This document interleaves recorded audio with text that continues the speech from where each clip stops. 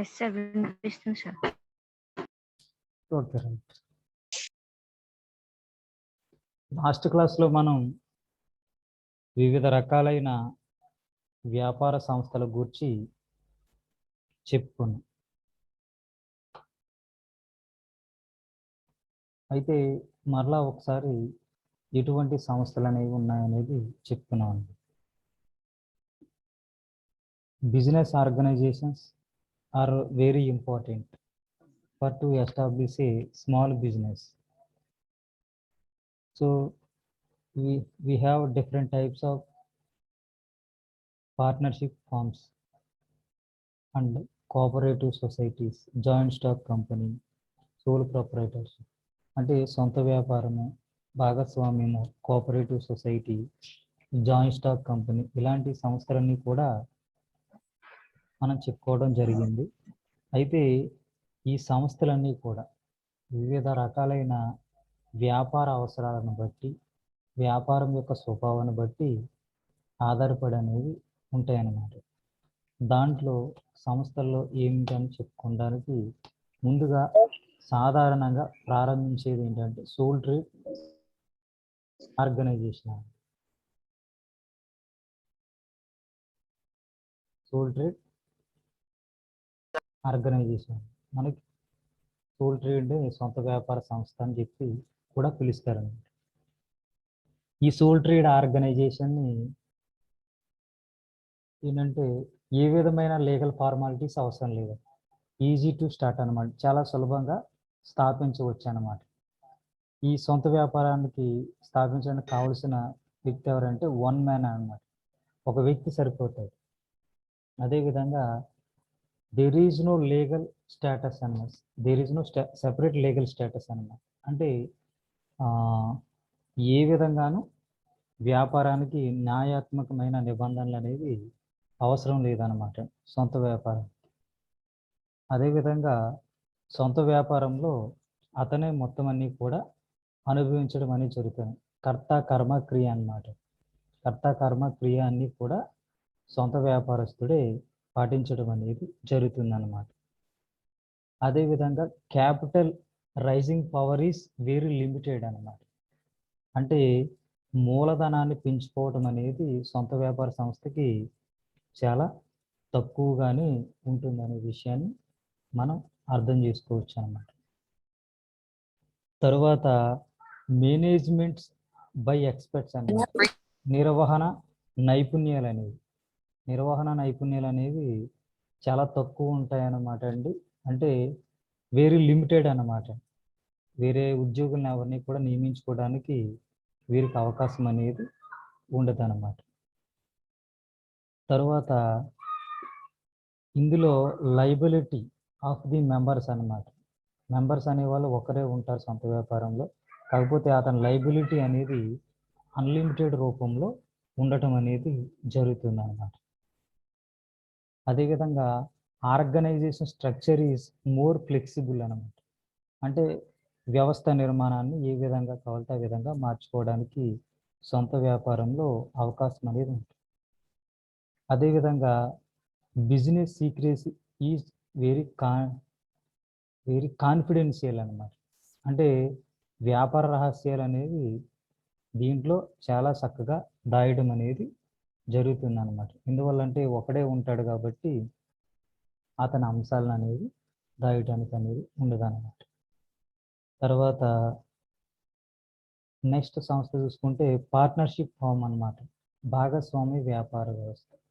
అయితే సొంత వ్యాపారంలో ఉండే కొన్ని రకాలైన పరిమితుల వల్ల, లిమిటేషన్స్ వల్ల భాగస్వామ్య సంస్థ అనేది వచ్చిందనమాట. అంటే సొంత వ్యాపారంలో ఉన్న లిమిటేషన్స్ ఏవైతే ఉన్నాయో ఆ లిమిటేషన్స్ని దాటడానికి ఈ సొంత వ్యాపార భాగస్వామ్య వ్యాపార సంస్థ అనేది వచ్చిందనమాట. ఇందులో ఈజీగా స్థాపించవచ్చు అండి, సొంత వ్యాపారం లాగా స్థాపించవచ్చు, ఈజీ టు సింపుల్ స్టార్ట్ అని. కాకపోతే ఇక్కడ భాగస్వామ్యం అంటే పార్ట్నర్స్ అన్నమాట. 2 or more partners involved in the to set up a partnership business అన్నమాట. అంటే ఇద్దరు లేదా ముగ్గురు వ్యాపారాన్ని ప్రారంభించడానికి ఇక్కడ అవకాశం అనేది ఉంటుందన్నమాట. ఈ పార్ట్నర్షిప్ ఫామ్ అనేది under the registration of Indian partnership act 1932 1932 భాగస్వామ్య చట్ట ప్రకారం ఈ భాగస్వామ్య వ్యాపారాన్ని నమోదు చేయటం అనేది జరుగుతుంది అన్నమాట. అంటే భాగస్వామ్యం అంటే ఏంటంటే ఈ చట్ట ప్రకారం నిర్వహించడం జరిగింది. As per the partnership act definition of partnership firm అన్నమాట. Those who are 2 or more persons to set up a business, to share of capital and to profit are shared with equal or their interest. అంటే ఇద్దరు లేదా ముగ్గురు కానీ అంతకంటే ఎక్కువ మంది మూలధనాన్ని తీసుకువచ్చి వ్యాపారాన్ని ప్రారంభించి లాభాలను సమానంగా కానీ లేకపోతే వారి మధ్య ఒప్పందం ప్రకారం కనుక చేసుకోవడానికి ఏర్పాటైందే భాగస్వామ్య వ్యాపారం అని చెప్పి మనం చెప్పవచ్చు అనమాట. అయితే ఇక్కడ పార్ట్నర్షిప్ ఫామ్లో ఏంటంటే మినిమం ఇద్దరు ఉండాలి, మ్యాక్సిమం 10 మెంబర్స్.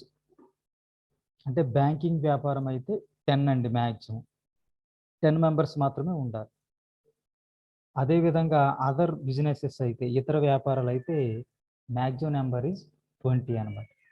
అంటే ఎప్పుడైతే banking in case banking business the limit is only 10 members of partners.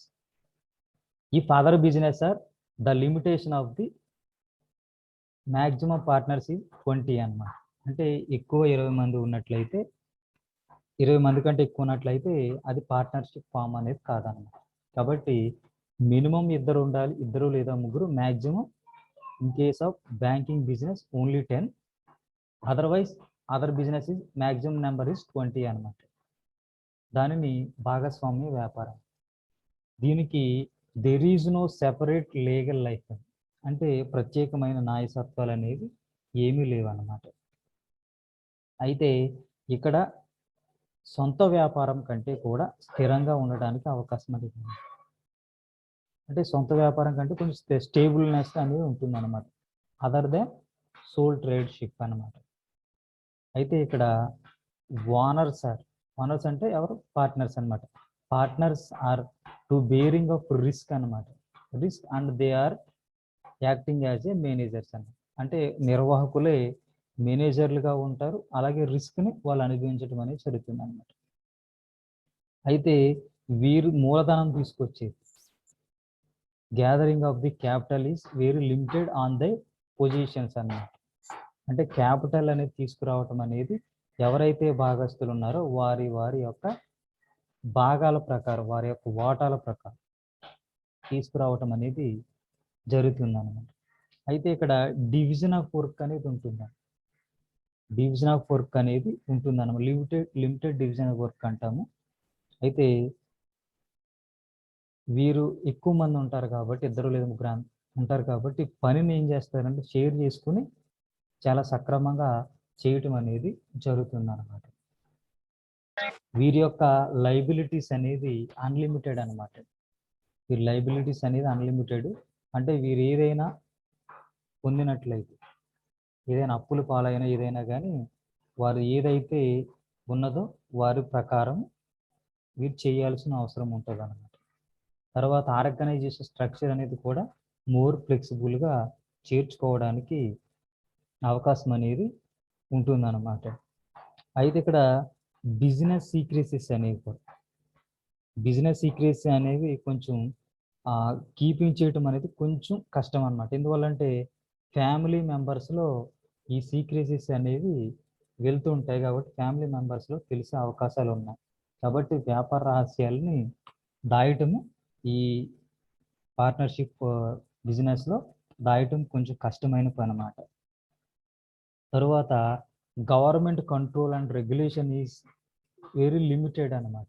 ప్రభుత్వం యొక్క నియంత్రణ అనేది కొద్దిగా ఈ పార్ట్నర్షిప్ ఫామ్ మీద అనేది ఉంటుంది. అదే సోల్ ట్రేడ్ ఆర్గనైజేషన్ అనుకోండి, there is no control on the business అనమాట. ఏ విధమైన రిస్క్స్ అనేవి ఉండవు అనమాట. తరువాత ఓనర్స్కి సంబంధించి పర్సనల్ ఇంట్రెస్ట్ అనేది దీంట్లో కొద్దిగా ఉంటుందన్నమాట. లిమిటెడ్ పర్సనల్ ఇంట్రెస్ట్ అనేది ఉంటుందన్నమాట. తర్వాత ట్యాక్స్ లయబిలిటీ అంటే పన్ను బాధ్యతకు సంబంధించి చాలా తక్కువ పన్ను బాధ్యత అనేది ఉంటుందన్నమాట. అంటే there is a limited tax liability in the partnership firms అన్నమాట.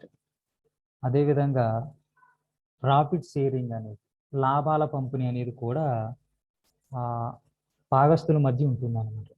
అంటే profit sharing is the limited of on their Capitals of partners అన్నమాట. భాగస్తుల యొక్క మూలధనం ఎంతైతే తెచ్చారో దాని ప్రకారం వీరు పంచుకోవటం అనేది జరుగుతుందన్నమాట. మరొకటి ఏంటంటే సహకార సంస్థలు, కోఆపరేటివ్ సొసైటీస్ అంటారు. అంటే కొంతమంది వ్యక్తులు కలిసి ఏదైనా లక్ష్యాల కోసం ఈ ఏర్పాటు చేసుకోవటం అనేది జరుగుతుందన్నమాట. అంటే ఒక విధంగా చెప్పాలంటే సభ్యుల చేత సభ్యుల కోసం ఏర్పాటు చేయబడింది అర్థం అన్నమాట. By the members for the members to establish called as cooperative society. అంటే ఇక్కడ ప్రజాస్వామ్యం ప్రకారం నిర్వచనంగా ప్రజల చేత ప్రజల కొరకు ప్రజలచే ఏర్పాటు చేయబడిందని మనకు ప్రజాస్వామ్యం నిర్వచనం. అలాగే ఇక్కడ సభ్యుల చేత సభ్యుల కొరకు సభ్యులచే ఏర్పాటు చేయబడింది సహకార సంఘం అంటారు. ఇవి కూడా వ్యాపార సంస్థలుగా అత్యంత విజయవంతమైందని మనం చెప్పుకోవచ్చు. ఏ విధంగానంటే ఇప్పుడు మన రాష్ట్రంలో మీకు అందరికీ తెలుసు Amul, Anand milk union limited అన్నమాట. గుజరాత్లో ఏర్పాటు చేశారు. కొంతమంది రైతులు కలిసి ఏర్పాటు చేయబడ్డారు. అవి సహకార రంగంలోని సంస్థలుగా చెప్పవచ్చు. అలాగే మహారాష్ట్రలోను ఉత్తరప్రదేశ్లోను షుగర్ ఫ్యాక్టరీస్ అండి, షుగర్ మిల్స్ అన్నమాట. అవన్నీ కూడా సహకార రంగంలోనే ఉన్నాయన్నమాట. ఇలాగా చాలా సంస్థలు అనేవి కూడా సహకార రంగంలోనే ఉన్నవి. అయితే మన చుట్టుపక్కల కూడా ప్యాక్స్ అంటాం అనమాట. Primary agriculture cooperative credit societies అంటాం, ప్యాక్స్ అంటాం. అంటే ప్రాథమిక వ్యవసాయ సహకార పరపతి సంఘాలు అని చెప్తాం. వ్యవసాయ రంగానికి సంబంధించి రుణాలు అందించడానికి ఇవన్నీ అందించడానికి కూడా మనం చూస్తూ ఉంటాము. ఇవన్నీ కూడా సహకార రంగంలో పనిచేస్తుంటాయి అన్నమాట. అయితే మన దేశంలో కూడా ఈ సహకార రంగం అనేది మూడంచెల వ్యవస్థలో నడుస్తుంది. ప్రైమరీ లెవెల్లో, అదేవిధంగా డిస్ట్రిక్ట్ లెవెల్లో డిసిసిబి అంటారు, డిస్ట్రిక్ట్ సెంట్రల్ కోఆపరేటివ్స్. అలాగే రాష్ట్ర స్థాయిలో స్టేట్ కోఆపరేటివ్ సొసైటీస్. ఇవన్నీ కూడా వివిధ రకాలైన బిజినెస్లు అనేవి నడుపుతుంటాయి అన్నమాట. అదేవిధంగా మన స్టూడెంట్స్ కూడా, even students also to establish A cooperative society. విద్యార్థులు కూడా విద్యార్థి కోఆపరేటివ్ సొసైటీ అనేది ఏర్పాటు కూడా చేసుకోవచ్చు. అంటే విద్యార్థుల సహకారం కోసం, అంటే విద్యార్థులకు అవసరమైన ఏవైతే ఉంటే బుక్స్, పెన్స్ అమ్మకాలు జరుపుకోవడానికి కూడా సహకారాన్ని ఈజీగా ఫామ్ చేసుకోవచ్చు అన్నమాట. అయితే ఈ సహకార రంగాన్ని ఫామ్ చేసుకోవడానికి మినిమం నీడే 10 మెంబర్స్ అన్నమాట. 10 మంది సభ్యులు ఉంటే ఈజీగా ఎస్టాబ్లిష్ అనేవి చేసుకోవచ్చు అన్నమాట. అయితే ఎవరైనా చేసుకోవచ్చండి. అంటే వినియోగదారుల సహకార రంగం, లేకపోతే ఉత్పత్తిదారుల సహకార సంఘం. ఉత్పత్తిదారుల సహకార సంఘము మనకు అమూల్ అన్నమాట. వినియోగదారులు అంటే స్టోర్లు కానీ, కోఆపరేటివ్ స్టోర్స్ కానీ. ఇప్పుడు మనకి చెల్లూరు షుగర్ ఫ్యాక్టరీ ఉందండి, అక్కడ ఒక వినియోగదారులకు సంబంధించి స్టోర్ ఒకటి ఉంది. అంటే వినియోగదారులు అందరూ కలిసి, అంటే అందులో ఉన్న ఎంప్లాయీస్ అందరూ కలిసి ఒక ఏర్పాటు చేసుకున్నారు. అంటే ఇలాగ ఎవరైనా ఏర్పాటు చేసుకొని చేయొచ్చు అన్నమాట, బిజినెస్ అనేది చేయొచ్చు అన్నమాట. దీనికి సహకార రంగ చట్టం అనేది మన దేశంలో 1912లో చేశారు. కోఆపరేటివ్స్ యాక్ట్ 1912లో చేశారన్నమాట. దాని ప్రకారం రిజిస్ట్రేషన్ చేసుకుని సహకార సంఘాలు రిజిస్టర్ దగ్గర ఉంటారు, రిజిస్టర్ దగ్గర చేసుకుని దీన్ని రన్ చేయొచ్చు అన్నమాట. తరువాత ఇంపార్టెంట్ అయింది ఏంటంటే జాయింట్ స్టాక్ కంపెనీ అన్నమాట. Joint stock company or company అన్నమాట. ఈ సంస్థ అనేది చాలా ముఖ్యమైనది. వ్యాపార రంగాన్ని ఇంత విస్తృతంగా చేయటం జరిగిందంటే ఇప్పుడు చూస్తున్న పెద్ద పెద్ద కార్పొరేషన్లన్నీ కూడా only because of joint stock companies or companies. ఎందువల్ల అంటే చాలా ముఖ్యమైనది అన్నమాట. ఉదాహరణకి మీరందరూ చరిత్ర చూసే ఉంటారు. మనకి ఇండిపెండెన్స్ ఎప్పుడు వచ్చిందో మనకు అందరికీ తెలుసు. 1947 on August 15 we got independence from the Britishers. కానీ మీరు నమ్ముతారో నమ్మరో, మనల్ని పరిపాలించింది మొదటిసారిగా east India company. East India company చరిత్ర చదివితే చాలా ఇంట్రెస్టింగ్ ఫ్యాక్ట్స్ అనేవి తెలుస్తాయి. ఒక company, joint stock company ruled in India. అంటే భారతదేశాన్ని ఒక జాయింట్ స్టాక్ కంపెనీ అనేది పరిపాలించడం అనేది చూసాం అన్నమాట. అంటే 1600 సంవత్సరం నుంచి మన దేశాన్ని 1857 సంవత్సరం వరకు, 1600 నుంచి 1857 అంటే 257 సంవత్సరాలు మన దేశాన్ని జాయింట్ స్టాక్ కంపెనీ పరిపాలించింది. ఆ joint stock company East India company. ఎప్పుడైతే సిపాయిల తిరుగుబాటు 1957లో జరిగిందో అప్పుడు మనం ఈస్ట్ ఇండియా కంపెనీ నుంచి బ్రిటిష్ ప్రభుత్వం యొక్క పరిపాలనలోకి వెళ్ళాం. మీరు హిస్టరీ చదివితే మీకు అర్థమవుతుంది. కాబట్టి అంత పవర్ఫుల్ అయింది ఏంటంటే జాయింట్ స్టాక్ కంపెనీ. అంటే మన భారతదేశం లాంటి పెద్ద దేశాన్ని, గొప్ప దేశాన్ని చాలా సింపుల్గా, చాలా ఈజీగా పరిపాలించడం అనేది అంత పవర్ఫుల్ అనేది ఉంది. కాబట్టి అలాంటి కంపెనీని కూడా మనం ఏర్పాటు చేసుకోవడానికి అవకాశాలు ఉన్నాయి. కాబట్టి అన్ని సంస్థల్లో తీసుకున్నట్లయితే more powerful, more energetic, more valuable organisation ఏదైనా ఉందంటే it is a joint stock company లేదా కంపెనీ అన్నమాట. ఈ కంపెనీని నమోదు చేసుకోవడానికి formation is the under the companies act అండి. Registration under the companies act. ఇప్పుడు ఇది తీసుకొచ్చారంటే ఇది మనకి 2013లో న్యూ కంపెనీస్ యాక్ట్ 2013 అనేది ఎనాక్ట్ చేయడం జరిగింది అన్నమాట. అంతకుముందు కంపెనీస్ యాక్ట్ 1956 అనేది ఉండేది. కంపెనీస్ యాక్ట్ 1956 అనేది ఆ యాక్ట్ ద్వారా కొన్ని చేంజెస్ అని తీసుకొచ్చి 1956 ప్లేస్లో 2013 తీసుకురావడం జరిగింది అన్నమాట. ఇందులో కూడా ఈ జాయింట్ స్టాక్ కంపెనీని ఎస్టాబ్లిష్ చేయాలంటే ముందుగా మనకి 2 companies are there. One is private company, another one is public company. Private company and public company. Private means individual company. Private is individual company అంటే వ్యక్తిగత కంపెనీ అన్నమాట. ప్రైవేటు ఆస్తులకు సంబంధించి, ప్రైవేటు వ్యక్తులకు సంబంధించి. ఈ కంపెనీని ప్రారంభించడానికి మినిమం 2 ఉండాలి. The minimum members are required for only 2 they can start a private company. ఎవరైనా సరే ప్రైవేట్ కంపెనీని ఎస్టాబ్లిష్ చేయదు, కనీసం 2 ఉండాలి. అదే మ్యాక్సిమం ఎంత అంటే 50 members, 50 members and maximum members of for private company is 50. Now it is 200. కొత్త కంపెనీల చట్టంలో ఏం చేశారంటే దాన్ని ఎక్స్టెన్షన్ చేశారనమాట. మ్యాక్సిమైజేషన్ 50 to 200 చేశారనమాట. అంటే 200 మంది సభ్యుల వరకు ఉండి మనం కంపెనీని ఏర్పాటు చేయొచ్చు అన్నమాట. అది పబ్లిక్ కంపెనీ అనుకోండి, మినిమం 7 ఉండాలి. మినిమం 7 ఉండాలి, 7 ఉండాలి. అదేవిధంగా మ్యాక్సిమం అయితే దెర్ ఈజ్ నో లిమిటెడ్, ఎంతమంది సభ్యులైనా ఉండొచ్చు. అంటే ఇక్కడ పబ్లిక్ మీన్స్ ప్రజలు అన్నమాట, ఇన్వెస్టర్స్ కంపెనీ, పెట్టుబడిదారుల కంపెనీ అర్థం అన్నమాట. అంటే ఈ 2 కంపెనీలకి డిఫరెన్స్ ఏంటంటే ప్రైవేట్ కంపెనీ అనేది వ్యక్తిగతం అవుతుంది, పబ్లిక్ కంపెనీ అనేది అది కూడా ప్రైవేట్ లాగే, కాకపోతే ఏంటంటే వాటాలు అనేవి షేర్స్ అనేవి ట్రాన్స్ఫర్ జరుగుతాయి అన్నమాట. ట్రాన్స్ఫర్ ఆఫ్ షేర్స్ అన్నమాట. పెట్టుబడిదారులు ఒకరి నుంచి ఒకరికి అమ్ముకోవడం, స్టాక్ ఎక్స్చేంజ్ అని విని ఉంటారు కదండి.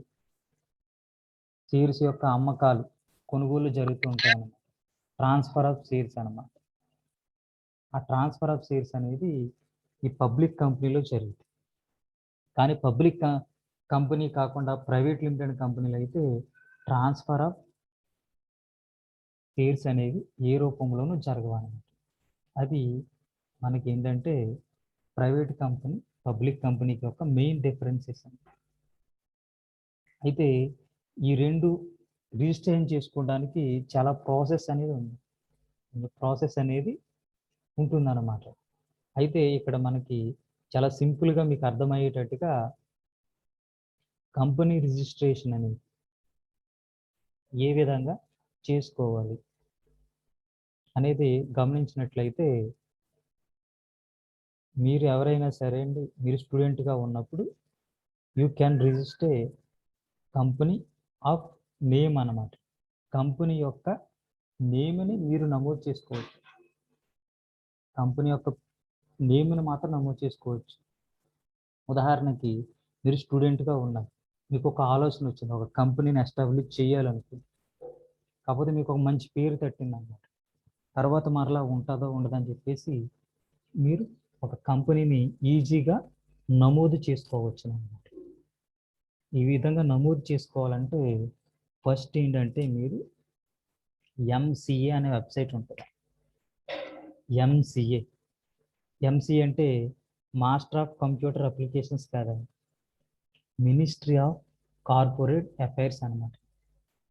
మినిస్ట్రీ ఆఫ్ కార్పొరేట్ అఫైర్స్ అంటాం. అంటే కార్పొరేట్ వ్యవహారాల మంత్రిత్వ శాఖ మన కేంద్ర ప్రభుత్వం ఆధ్వర్యంలో నడుస్తున్నాం. మినిస్ట్రీ ఆఫ్ ఫైనాన్స్ లాగా. అయితే దీంట్లో మీరు వెబ్సైట్లోకి వెళ్ళిన తర్వాత మొత్తం బిజినెసెస్కి సంబంధించిన కొన్ని ముఖ్యమైన చట్టాలని ఉంటాయి. కంపెనీస్ యాక్ట్ కానీ, లిమిటెడ్ లయబిలిటీ పార్ట్నర్షిప్ యాక్ట్ కానీ, ఇలా సిబిఐ యాక్ట్ కానీ, ఇలా అన్ని యాక్ట్స్ అన్ని కూడా బిజినెస్ సంబంధించి. దాంట్లో రిజిస్ట్రేషన్ ఆఫ్ కంపెనీకి సంబంధించి మొత్తం రూల్స్ అండ్ రెగ్యులేషన్స్ అన్నీ కూడా ఉంటాయి. దాంట్లో form INC1, form INC, form అని చెప్పేసి, INC అంటే ఇండియన్ కంపెనీస్ అని అనమాట. INC అంటే IN అంటే ఇండియా, కంపెనీస్ అనమాట, ఇండియన్ కంపెనీస్ అండి. ఆ ఫస్ట్ ఏంటంటే registration of company name. Company యొక్క నేమ్ని రిజిస్ట్రేషన్ చేసుకోవచ్చు అన్నమాట. దాంట్లో స్టూడెంట్గా ఉండి కూడా మీరు నమోదు చేసుకోవటం అనేది చేసుకోవచ్చు.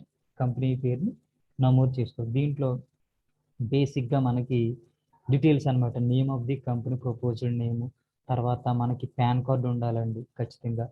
అలాగే DI అని అంటాము, డైరెక్టర్ ఐడెంటిఫికేషన్ నెంబర్, లేకపోయినా తర్వాత అప్లై చేసుకోవచ్చు. ముందు ఖచ్చితంగా మనం రిజిస్ట్రేషన్ చేసుకోవాలంటే పాన్ కార్డ్ నెంబర్ అనేది ఉండాలి. తర్వాత మనం ఏ సంస్థ సంబంధించుకుంటున్నాము, ఎటువంటి అంశాలను చేయాలనుకుంటే ఇవన్నీ కూడా బేసిక్ డీటెయిల్స్ అనేవి ఇవ్వాలన్నమాట. ఈ మన పేరుని రిజిస్ట్రేషన్ చేసుకున్నట్లయితే తర్వాత ఫ్యూచర్లో ఎప్పుడైనా సరే చేయొచ్చు అన్నమాట. దానికి సంబంధించి ఫీజు నియమాలు ఇవన్నీ కూడా మనం ఫిల్ చేసేటప్పుడు అన్నీ కూడా దాంట్లో చక్కగా వివరించబడతాయి. దాని ప్రకారం మనం సంస్థ ప్రారంభించడానికి కొన్ని డాక్యుమెంట్స్ అనేవి ఉంటాయి. Memorandum of association, articles of association అని 2 డాక్యుమెంట్స్ ఉంటాయన్నమాట. సంస్థాపనా పత్రం, కంపెనీ నియమావళిని 2 డాక్యుమెంట్స్ ఉంటాయి. ఈ 2 డాక్యుమెంట్స్లో ఒకటి సంస్థ యొక్క మొత్తం వివరాలన్నీ అన్నమాట. సంస్థ గురించి అంటే కంపెనీ గురించి బయట వ్యక్తులకి ఎటువంటి వివరాలు తెలియచేయాలనుకుంటున్నామో ఆ వివరాలన్నీ కూడా సవివరంగా ఉండటం అనేది జరుగుతుంది అన్నమాట, అన్ని వివరాలతో. మరొకటి ఏంటంటే సంస్థలోని ఎంప్లాయీస్ ఏ విధంగా ఉండాలి, ఏ విధ నియమాలు పాటించాలి అనే అంశాలన్నీ కూడా ఉండటం అనేది జరుగుతుంది అన్నమాట. ఈ 2 చాలా ముఖ్యమైనవి. కంపెనీ అన్నిటికీ సంబంధించి ఈ 2 డాక్యుమెంట్స్ చాలా ముఖ్యం. ఒకటి కంపెనీ నియమావళి, 2 సంస్థాపన. కంపెనీ నియమావళిలో అంతర్గత నియమాలు, rules and regulations of internal company అంతర్గతంగా ఉంటాయి. తర్వాత సంస్థాపన పత్రం మెమోరాండమ్ ఆఫ్ అసోసియేషన్ అనేది to indicates the external affairs of the company అన్నమాట. అంటే సంస్థకి అదేవిధంగా బయటి వ్యక్తులు అంటే ప్రభుత్వము, తర్వాత సప్లైదారులు, వినియోగదారులు, ఇలా చాలా రకాలైన వ్యక్తులు ఉంటారు. పెట్టుబడిదారులు, రుణదాతలు, ఇలా చాలామంది ఉంటారు. వాళ్ళందరికీ మధ్య ఉండే రిలేషన్స్ని తెలియజేస్తుంది. ఈ మెమోరాండమ్ ఆఫ్ అసోసియేషన్ అనేది ఆబ్జెక్ట్స్ రూపంలో ఉంటుంది. ఆబ్జెక్ట్స్ అంటే ధ్యేయాలు అంటాం, ఇది క్లాజుల రూపంలో ఉంటుంది అన్నమాట. క్లాజ్ అంటే పేరా అంటాం మనం, పేరాల రూపంలో ఉంటుంది అన్నమాట.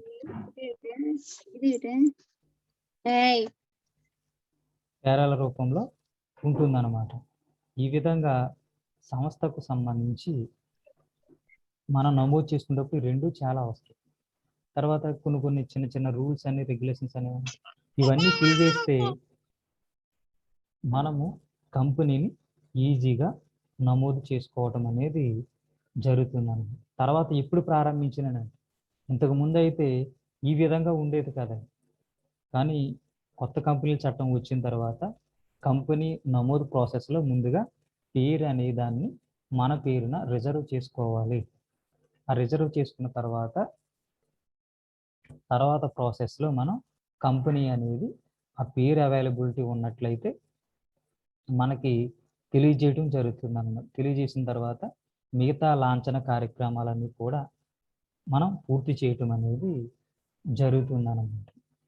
అది అంటే ఈ ఫారాల ద్వారా అన్నీ కూడా ఆన్లైన్లోనే మన ఫీజు చెల్లించడం కానీ, నిర్ణీత రుసుము ఏదైతే ఉందో దాన్ని చెల్లించడం కానీ, ఇవన్నీ కూడా జరగటం అనేది జరుగుతుంది అన్నమాట. అది కాబట్టి మీరు అందరూ గుర్తుపెట్టుకోండి. ఎప్పుడైనా సరే పెద్ద కంపెనీని చేయాలనుకున్నా మీరు ఎంసీ వెబ్సైట్లోకి వెళ్ళి ఆ బేసిక్ గైడ్లైన్స్ని చదివి ఇవన్నీ చేయాలన్నమాట.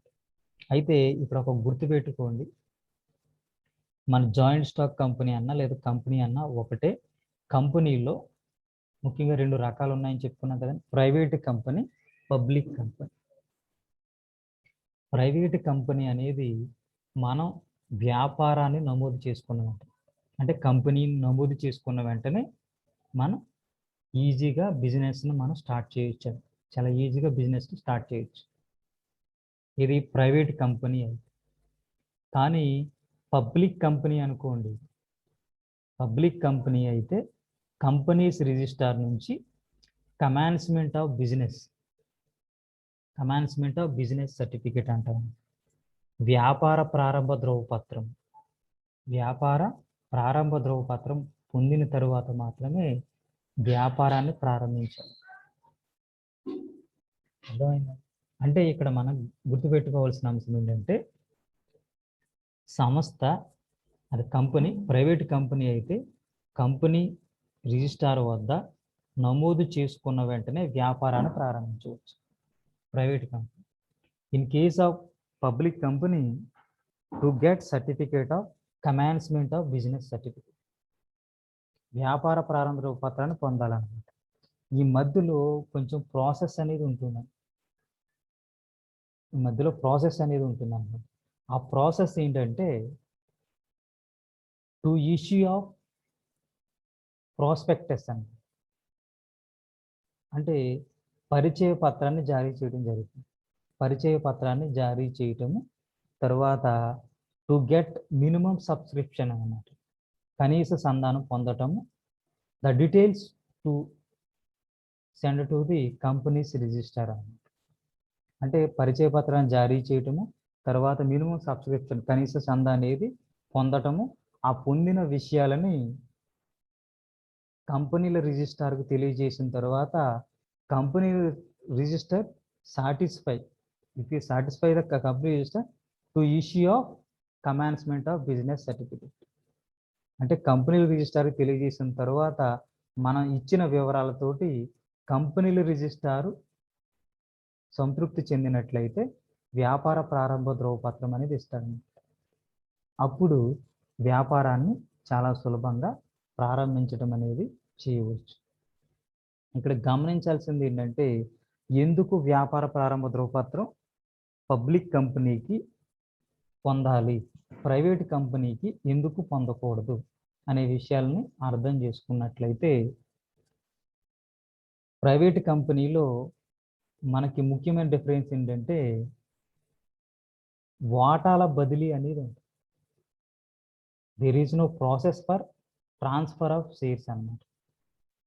అంటే వాటాల బదిలీ అనేది ప్రైవేట్ కంపెనీ మీద ఉండదండి. ప్రైవేట్ కంపెనీలు ఎప్పుడైతే ఎస్టాబ్లిష్ చేశారో అప్పుడు ఉన్న వాటాదారులే లేదా పెట్టుబడిదారులే చివరి వరకు కూడా ఉంటారండి. వారి మధ్య వాటాల ట్రాన్స్ఫరేషన్ అనేది ఏమీ ఉండదు. ఏది జరిగినా ఆ 100 మినిమం ఇద్దరు నుంచి మ్యాక్సిమం 200 మంది ఉన్నారు కదా, అంతే ఉంటారండి. పెరగటం అనేది ఏమి ఉండదు. కాబట్టి వారు ఎక్కడికి వెళ్ళినా సెటిల్ చేయడానికి ఇవన్నీ కూడా సక్రమంగా ఉంది. కానీ పబ్లిక్ కంపెనీ అయితే పరిచయ పత్రం జారీ చేస్తారన్నమాట. మా కంపెనీలో పెట్టుబడి పెట్టండి అని చెప్పేసి. ఎక్కడెక్కడ నుంచో పెట్టుబడిదారులు పెట్టుబడి పెడతారు. వారిని ఏమంటారంటే షేర్ హోల్డర్స్ అన్నమాట. జాయింట్ స్టాక్ అంటే ఆ స్టాక్ని షేర్ అంటారన్నమాట. మూలధనాన్ని చిన్న చిన్న భాగాల కింద డివైడ్ చేస్తారన్నమాట. ఆ చిన్న చిన్న విభాగాల కింద ఇచ్చిన దాన్ని షేర్ అంటారన్నమాట, లేదా స్టాక్ అంటారు. ఈ చిన్న చిన్న స్టాకులన్నీ కలిపితేనే మనం ఏమంటామంటే షేర్ క్యాపిటల్. దాన్ని వాటా మూలధనం. ఎక్కడెక్కడి నుంచో ఉంటారు కాబట్టి వారు ఏ విధంగానూ ఇబ్బందులు పాలవకుండా, ఏ విధంగానూ నష్టపోకుండా ఉండటం కోసం ప్రభుత్వము కొన్ని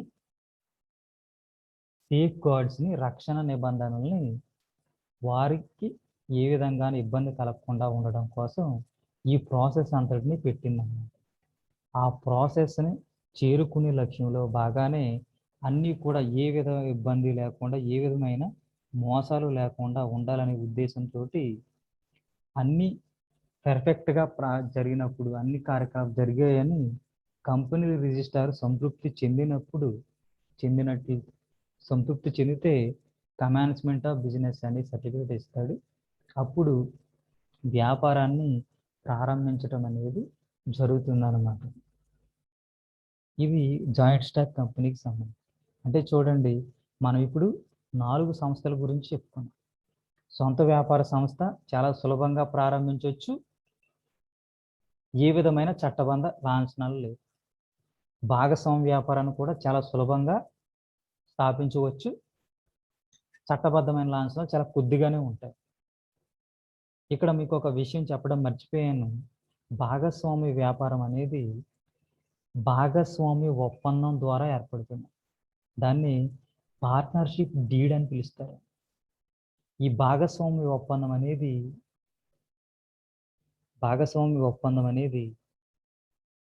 నోటి మాట ద్వారా కానీ లేదా వ్రాతపూర్వకంగా ఉంటుంది. అని మౌత్ టాక్ ఆర్ రిటెన్. అంటే భాగస్వామ్య ఒప్పందం అనేది ఏ విధంగా ఏర్పడింది? నోటి మాట ద్వారా వ్రాతపూర్వకంగా ఏర్పడుతుంది అన్నమాట. ఎప్పుడైతే ఏదైతే వ్యాపారం కోసం ఏర్పాటయ్యారో ఆ వ్యాపారం లక్ష్యం నెరవేరిన తర్వాత భాగస్వామ్యం అనేది రద్దయిపోతుంది అన్నమాట. అయితే ఇక్కడ భాగస్వామ్య వ్యాపారాన్ని నమోదు చేసుకోకపోవటం అనేది 2 అంశాలు ఉన్నాయి. ఐచ్ఛికం అన్నమాట. Choice is there. భాగస్వామ్య వ్యాపారాన్ని నమోదు చేసుకోవచ్చు, చేసుకోలేకపోవచ్చు అన్నమాట. అంటే ఇక్కడ ఐచ్ఛికం. అయితే ఏ భాగస్వామ్య వ్యాపార సంస్థ అయితే నమోదు చేసుకుంటుందో దానికి చట్టపరమైన బెనిఫిట్స్ అనేవి రావడానికి అవకాశం అనేది ఉంది. ఏ భాగస్వామ్య సంస్థ అయితే నమోదు కాలేదో ఆ భాగస్వామ్య సంస్థ భవిష్యత్తులో ఏదైనా ఇబ్బందులు వచ్చినాయనుకోండి, వేరే వ్యాపార సంస్థల ద్వారా కానీ భాగస్వామ్యం ఏ విధంగానూ చట్టపరంగా చర్యలు తీసుకునే అవకాశం లేదు, కేసులు వేసే అవకాశం లేదన్నమాట. అందువలన భాగస్వామ్య సంస్థని నమోదు చేసుకోవటమే మంచిది. చేసుకోవాలనుకుంటే చేసుకోవచ్చు, లేదంటే లేదన్నమాట. అయితే సహకార సంస్థలు అయితే మాత్రం ఇది కూడా చాలా ఈజీగానే ప్రారంభించవచ్చు. కనీసం ప్రారంభించాలంటే 2 ఉండాలి, మినిమం 2 ఉండాలి, మ్యాక్సిమం లిమిటేషన్ లేదు. కానీ ఖచ్చితంగా ప్రభుత్వం చేత నమోదు కాబడాలి. సహకార సంఘంగా పేర్కొనాలి అంటే ఖచ్చితంగా ప్రభుత్వం చేత నమోదు కాబడాలి.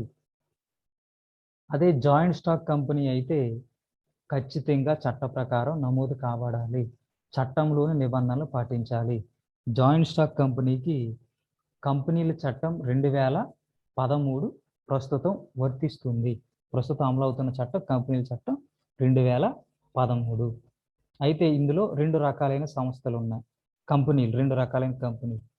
ఒకటి private company, 2 public company. Private company అనేది చాలా సులభంగా రిజిస్ట్రేషన్ అనేది చేసుకోవచ్చు. దీనికి కావలసిన సభ్యుల సంఖ్య 2, మ్యాక్సిమం 200 మంది. కొత్త కంపెనీల చట్టం. అదే పాత కంపెనీల చట్ట ప్రకారం అయితే కేవలం 50 మాత్రం. అదే పబ్లిక్ కంపెనీ అయితే మినిమం 7 ఉండాలని, 7 members required for to establish A public company. Maximum is unlimited అన్నమాట. మ్యాక్సిమం అనేది అన్లిమిటెడ్గా ఉండటం అనేది జరుగుతుంది. ఇది జాయింట్ స్టాక్ కంపెనీకి సంబంధించిన చాలా చిన్న బ్రీఫ్ ఇంట్రడక్షన్. తర్వాత జాయింట్ స్టాక్ కంపెనీ యొక్క ఫ్యూచర్స్ అనేవి ఏంటనేది నెక్స్ట్ క్లాస్లో మనం చెప్పుకుందాము.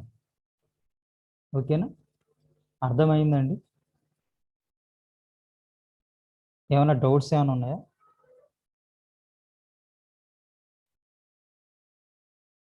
హలో,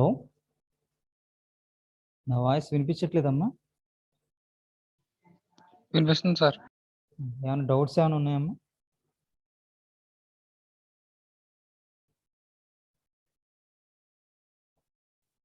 ఎవరో మాట్లాడతలేదేటమ్మా?